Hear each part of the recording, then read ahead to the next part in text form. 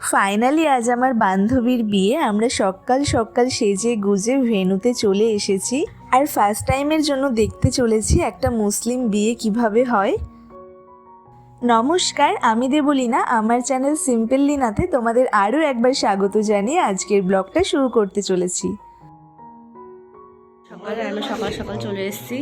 আর এই দেখো, এই দুটো মোষ ঘুমাচ্ছে এখনো, আমাকে ডেকে ডেকে দুজনে একদম হাঁ করে ঘুমাচ্ছে। আমি যে কখন এই ওঠ রে, এই কি মেয়ে, ঘরটা তো সেভাবে অগুছলে পড়ে আছে। আর এই যে দুজন, এই এই কখন সাজবে? তুই ডেকেছিস আমাকে, ডেকে ডেকে সব বলছিস। এই পৃথিবীতে আর যাই হয়ে যাক, সকালে আমাদের ঘুম কিছুতেই ভাঙতে চায় না। নাজিমা ওর বাড়ি থেকে সব গুছিয়ে গাছিয়ে নিয়ে চলে এসেছে আর এসে দেখছে আমরা এখনো বিছানাতেই। লজ্জা পাচ্ছে, এই মনে হচ্ছে নতুন কোণে। সর, মঞ্জুলিকার মুখটা দেখা, একটু দেখা, ভালো লাগবে। খোল খোল খোল। কি নাটক বাবা, কি নাটক। নামানা মুখটা, লাল লাল নাইটি আর কালো কালো চুলের সেই ঝুড়ি নেমেছে। বান্ধবীর বিয়ে বলে কথা, আমরা মেকআপ আর্টিস্ট বলেছিলাম, তো ও টাইম মতো চলেও এসেছে। তবে মেকআপ আমরা করব না, শুধু হেয়ার স্টাইলটাই করব। মেকআপের সব জিনিসপত্র তো আমাদের আছেই, শুধু শুধু আর সকালবেলায় হেভি মেকআপ করতে কারোরই ইচ্ছা নেই। আগে চলে যাবে আমাদেরকে ফেলে, একদম 8টায় বসে গেছে, 7:30টায় চলে এসছে লোকের বাড়ি। ভাবা যায় কাল অত রাতে গিয়ে। সেই লাগছে তোর মুখটা, দারুণ লাগছে। দাঁড়া, তুলে দিচ্ছে, একদম নায়িকার মতো লাগছে, সত্যি ভালো। আসলেও সকাল সকাল ঘুম থেকে উঠে স্নান করে রেডি হয়ে আমাদের বাড়িতে চলে এসেছে। আমাদেরকে এসে বিছানায় থাকতে দেখবে সেটাও ভাবতেই পারেনি। তাই জন্য আজকে ওর মাথাটা একটু বেশি গরম হয়ে আছে, তাই জন্য একটু এক্সট্রা কেয়ার ভালোবাসা দেখাতে হচ্ছে। নিয়ে নিয়েছি, ভালো লাগছে। তাও ঝগড়া করে যাচ্ছে। ওকে আগে সাজালাম, আগে খাওয়ালাম, চা দিলাম, তাও ঝগড়া যায় না। এত ঝগড়া করে, একদম ঝগড়ুটি না, তবে মেয়েটা ভীষণ ভালো একটা মেয়ে, ভীষণ টাইম পাঞ্চুয়াল একটা মেয়ে। না হলে তো মেকআপ আর্টিস্ট আমাদের চলে আসতো, ওকে এসে ওয়েট করতে হতো। আর নাজিমা যেহেতু রেডি ছিল, ও বসে পড়তে পারলো। আমি সাইডে পড়বো, একদম বেরিয়ে যাবো, থাকুক পাতা করে হবে। আর বারবার আমাদেরকে হুমকি দিচ্ছে ওনাকে আমাদেরকে রেখেই বিয়ে বাড়িতে চলে যাবে। তো চলো আর বেশি আড্ডাই আর কি মারবো না। আসলে ওকে রাগাতে ভীষণ ভালো লাগে, ও একটুতেই রেগে যায়। এবার আমরা রেডি হয়ে নিই। সত্যি এতটাই দেরি হয়ে গেছিলো, আর কোনো ভিডিও ক্লিপ নিতে পারিনি। একদম ভেন্যুতে এসে পৌঁছে গেছি এখন। আগে ঢুকে আর কোনো দিকে না তাকিয়ে চলে এসেছি আমাদের কনের কাছে। এই দেখো, আমাদের কনে এখন ঘরের মধ্যে বসে আছে। আর মুসলিম কালচার অনুযায়ী বিয়ে পড়ানোর পর কনেকে সাজানো হয়, তাই জন্যই ও এভাবে উইদাউট মেকআপ বসে আছে। চলো ততক্ষণ না হয় আমরাই একটু ভালো করে পোজ দিয়ে ছবি তুলে নিই। হ্যাঁ, তবে আমরা যতটা লেট হয়ে গেছে ভেবেছিলাম ততটা লেট কিন্তু হয়নি। অবশ্য এইটুকু তাড়া না দিলেও আমরা টাইমে এসে আর পৌঁছাতে পারতাম না। আর ক্যামেরাম্যান দাদারা আমাদের বেশ কয়েকটা সুন্দর সুন্দর ছবি তুলে দেয়, যেগুলো আমাদের খুব পছন্দ হয়েছে। আর তোমরা কিন্তু জানাতে ভুলো না আজকের সাজটা আমাদের কেমন হয়েছে। এবার চলো ভেন্যুটা তোমাদেরকে ঘুরে দেখায় আর আমরাও একটু ঘুরে দেখি, কারণ এটা আমাদের এখানে একদম নতুন হয়েছে আর ভীষণ সুন্দর ডেকোরেট করে করা হয়েছে। আর এটা হচ্ছে ভেন্যুর এন্ট্রান্স, আর এন্ট্রান্সেই বসানো হয়েছে এখানে মকটেল কাউন্টার। পুরোটাই একটা ফ্লোরের ওপর, তবে এত সুন্দর করে প্রত্যেকটা জায়গা কভার করা। কোণে বসানোর জায়গা থেকে শুরু করে খাবার দাবারের জায়গা, স্টল বসানোর জায়গা, তার সাথে এখানে দুটো রুমও আছে। আমার তো ভীষণ পছন্দ হয়েছে। চলো এবার খাওয়া দাওয়াটা শুরু করেই দিই। আমরা এখানে প্রত্যেকেই বিভিন্ন ফ্লেভারের মকটেল নিয়ে নিয়েছিলাম। আমার all time favourite mango flavour, আমি বোধহয় ম্যাঙ্গো ফ্লেভারেরই মকটেল নিয়েছিলাম। আরেকজন শুরু হয়ে গেছে, আরেকজনের শুরু হয়ে গেছে, এখন আমি শুধু ভিডিও করতে ব্যস্ত। আজ যে আমরা সবাই মিলে আসতে পেরেছি তার জন্য যে এতটা ভালো লাগছে, কারণ আমি আর বোন দুজনেই কলকাতাতে ছিলাম। ওর বিয়ের আগের দিন আমরা ভাগীরথী ট্রেন ধরে ছুটতে এসেছি। আর নাজিমারও শরীরটা খুব একটা ভালো ছিল না, ও শুধুমাত্র তানিজার জন্যই এসেছে। এবার চলো ওই দিকটায় আরও কিছু আইটেম আছে, সেগুলো খেয়ে টেস্ট করি। এখানে আছে দই বড়া, তো ফার্স্টে দই বড়াটাই নিয়ে নিয়েছি আমরা। খাবার দাবারের টেস্ট খুবই ভালো ছিল। তার সাথে এখানে জিলাপি রাবড়িও ছিল। আমি আবার মিষ্টি খেতে খুব একটা পছন্দ না করলেও জিলাপিটা খেতে কিন্তু খুব পছন্দ করি, তাই আমি একটা জিলাপি নিয়ে নিয়েছিলাম। এই যে মোহন বিয়ে বাড়িতে ছবি তুলতে গেলে খিদে পেয়ে গেছে, এই জন্য খাওয়া দাওয়া শুরু করেছে। এবার চলো দেখে আসি আমাদের ব্রাইড কি করছে। অনেকক্ষণ ব্রাইডের কাছে যাওয়া হয়নি। এই যে আমাদের ব্রাইড এখন বেরিয়েছে ছবি তুলতে। আসলেও এতটাই সুইট আর কিউট দেখতে, ওকে আলাদা করে সাজতে হয় না, এমনিই সুন্দর লাগে দেখতে। এই যে এইবারই আমাদের জিজাজির এন্ট্রি হচ্ছে। এখানে এই মুহূর্তে এখন প্রচুর ভিড়, তোমরা হয়তো জিজুর শুধু মাথাটুকু দেখতে পাচ্ছ। এই ভিড়ের মধ্যে আমরা কি করে ঢুকবো বলো? আমরা তিনজন এই যে পেছনে দাঁড়িয়ে আছি, এখান থেকেই যতটা ক্যাপচার করা যায় চেষ্টা করছি। অবশ্য তোমাদেরকে এখন জিজুর মুখ দেখাতেও পারবো না, জিজুর মুখটা ফুল দিয়ে ঢাকা আছে, এটাই রিচুয়াল বোধহয়। তবে আমরা কিন্তু ওই মুহূর্তে খুব মজা করছিলাম, সবাই মিলে ফুল ছিটাচ্ছিলাম। তারপরে ওখানে তানিজার ভাই বা আরও সব কাজিনরা ছিল তানিজার, সবাই মিলে জিজুকে ধরেছে 50,000 টাকা দিতে হবে, না হলে ভেতরে এন্ট্রি নেই। অনেক কষ্টে শিষ্টে বুঝিয়ে সুঝিয়ে জিজু আলটিমেটলি ভেতরে ঢোকার পারমিশন পেয়েছে, বলেছে ভেতরে ঢুকে তারপরে আমি টাকাটা দিচ্ছি।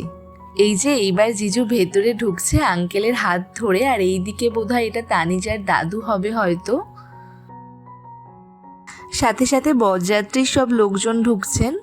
নাজিমার যখন বিয়ে হয়েছিল আমরা কিছুই দেখতে পাইনি, আমরা যখন গিয়ে পৌঁছাই তখন ওর বিয়ে হয়ে গেছে। বিয়ের পর যে ভালো করে সাজানো হয়, তো তখন ওকে সাজাতে বসানো হয়েছিল, আর সেই সময় গিয়ে আমরা ঢুকি। তাই আমরা এবার ভেবেই রেখেছিলাম প্রথম থেকে আমরা সবটা ভালোভাবে দেখব। আমাদের যেমন নিয়ম আছে জিজুর হাত ধুয়ে দিতে হয়, ওদেরও বোধহয় নিয়ম আছে জিজুকে হাত ধুয়ে দিতে হবে। তো এখন তানিজার ভাই এসেছে জিজুকে হাতটা ধুইয়ে দিতে। তবে এইবার তো আর এমনি এমনি হাত ধোয়ানো যাবে না, আগে পয়সা দিতে হবে, তারপরে সব কিছু। তবে জিজু তো টাকা দিতে এক কথায় রাজি, তবে ওরা যে অ্যামাউন্টটা চাইছে সেটা হয়তো দিতে রাজি হচ্ছে না, এই নিয়েই এখন চলছে। আর ওরাও ছাড়ার বান্দা না, ওরাও কিছুতেই টাকাটা নেবে না। জিজু যতই জোর করে পকেটে হাতে খামটা গুজে দেওয়ার চেষ্টা করছে, ওরা কিছুতেই নিচ্ছে না। তবে বিয়ে বাড়িতে কিন্তু এইগুলো না হলে ঠিক মজা হয় না। বরের জুতো লোকানো, ঘর ধরা, আর বরপক্ষের সাথে বার্গেনিংটা তো মাস্ট। আমরা বলবো 50, ওরা বলবে 10, আমরা বলবো 20, ওরা বলবে 5। এইসব না হলে তো বিয়েবাড়ি মনে হয় না।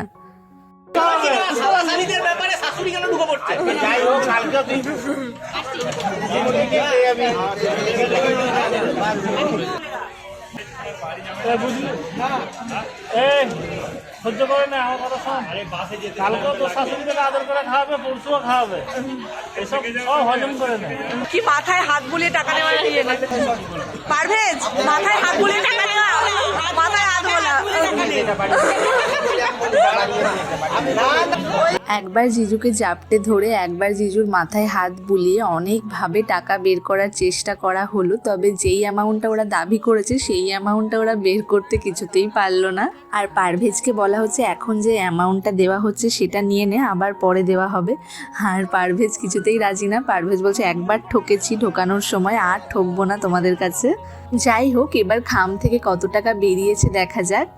ওরা একদম নগদ টাকা হাতে নিয়ে গুনে নিচ্ছে যাতে কোনো রকমভাবে ঠকে না যায়।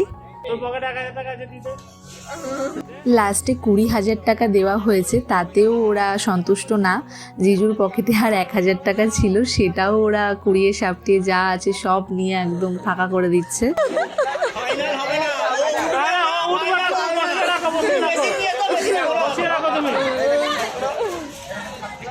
অবশেষে জিজু রেহাই পেয়েছে, এখন জিজু খেতে পারবে। তো চলো আমরাও ওইদিকে বসে পড়ি খেতে। আমি, বোন, নাজিমা আর দাদা মানে নাজিমার বর, আমরা এক টেবিলেই বসেছি। এখন সব বরযাত্রীর লোকজনও খেতে বসেছে, খাওয়া দাওয়ার পর বিয়ে হবে। এই দেখো তোমাদেরকে আগেই দেখিয়ে দিলাম মেনুতে কি কি আছে। আছে চিকেন কাঠি কাবাব, তার সাথে মাটন বিরিয়ানি, চিকেন চাপ, ঝুড়ির দই, গোলাপ জামুন, তার সাথে রসগোল্লা, পান, আর আছে বিরিয়ানির সাথে বুড়ানি, এটা বলতেই তো ভুলে গেছি। প্রত্যেকটা রান্নায় এত সুন্দর হয়েছিল, আমরা এত আস্তে আস্তে ধীরে সুস্থে গল্প করতে করতে খেয়েছি। ওইদিকে তানিজার বিয়েটাই হয়ে গেছে, আমরা বুঝতেই পারলাম না যে কখন বিয়েটা হয়ে গেল। এখন মনে হচ্ছে একটু পরে খেতে বসলেই ভালো হতো। নাজিমার বিয়ে তো দেখতে পারিনি, তানিজার বিয়েটাও দেখতে পারলাম না।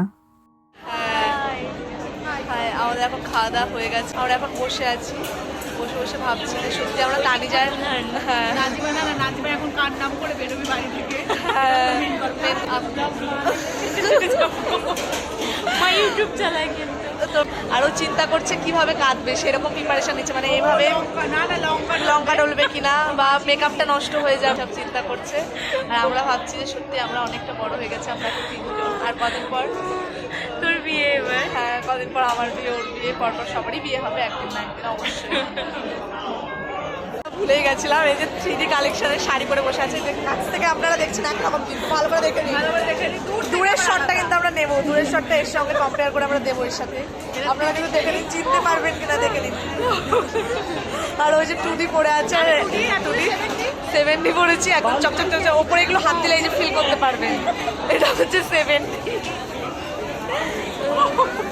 সবাইকে দেখে নিন, আমার দূরের শটগুলো আমরা নেবো। বিয়ে তো হয়েই গেছে, তানিজা এখন সাজতে বসেছে, আর আমরা খাওয়া দাওয়ার পর একটু আরামসে বসে গল্প আড্ডা করছিলাম, আর ওখানে জিজুর ফটোশ্যুট চলছে। দাঁড়াও দেখাই তোমাদের, আর ওইদিকে তানিজার কতদূর সাজ হলো সেটাও গিয়ে দেখে আসি যাই।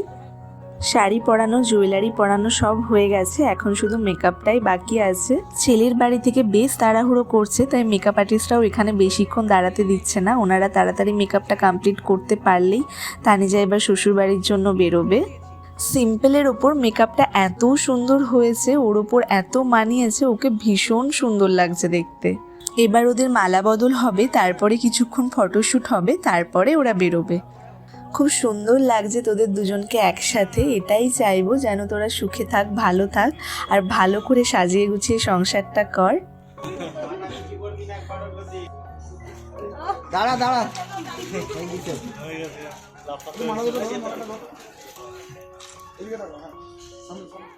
তারপরে ফ্রেন্ডসদের সাথে, ফ্যামিলির সাথে আরও গ্রুপ ফটো তোলা হয় আঙ্কেল আন্টির সাথে, তারপরে ওর বিদায়ের পালা শুরু হয়।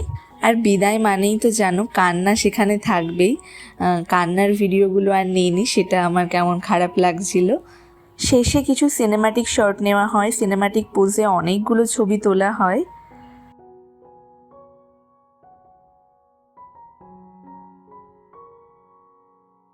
তানিজা বেরানোর সময় যা একটু কেঁদেছে, তারপরে আর কাঁদেনি, আর কাঁদা উচিত না, এত টাকার মেকআপ করে যদি ভ্যাঁ ভ্যাঁ করে কেঁদেই সবটা নষ্ট করে ফেলি, তাহলে আর কেন মেকআপ করলাম। চলো এবার ওকে সবাই মিলে হাসি মুখে বিদায় জানায়, আর আমিও এখনকার মতো ব্লগটা এখানেই শেষ করছি। তোমাদের যদি ব্লগটা ভালো লেগে থাকে লাইক, কমেন্ট অ্যান্ড শেয়ার করবে, সাবস্ক্রাইব করতে ভুলবে না। আবার দেখা হচ্ছে নতুন কোনো ব্লগ নিয়ে, ততক্ষণের জন্য টাটা।